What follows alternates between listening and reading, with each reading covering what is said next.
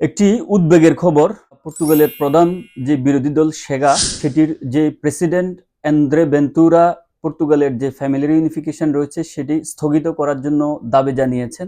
এই লক্ষ্যে তিনি একটি রেজুলেশন সরকারকে দিবেন বলে জানিয়েছেন। পাশাপাশি এই বিষয়ে আলোচনার জন্য সরকারকে পর্তুগালের যে সংসদ সেখানে অধিবেশন ডাকার আহ্বান জানিয়েছেন।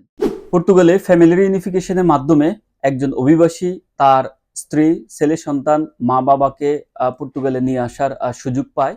এন্দ্রে বেন্তুরা সেটি তুলে নেওয়ার অথবা সেটি স্থগিত করার পক্ষে কথা বলছেন।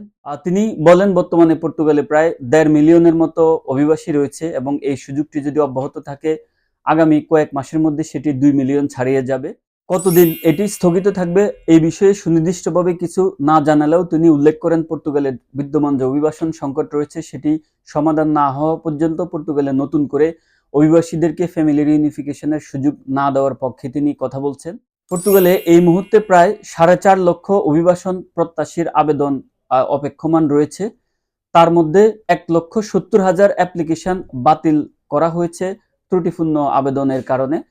পাশাপাশি প্রায় ৩৫,০০০ আবেদনকে খারিজ করা হয়েছে যেই সকল রিকোয়ারমেন্ট রয়েছে সেগুলো ফিল আপ না করার কারণে। দর্শক, পর্তুগালে ফ্যামিলি রিউনিফিকেশনের ভবিষ্যৎ কি? এটি কি বন্ধ হয়ে যাবে? আপনার মন্তব্য জানাতে ভুলবেন না কমেন্ট সেকশনে।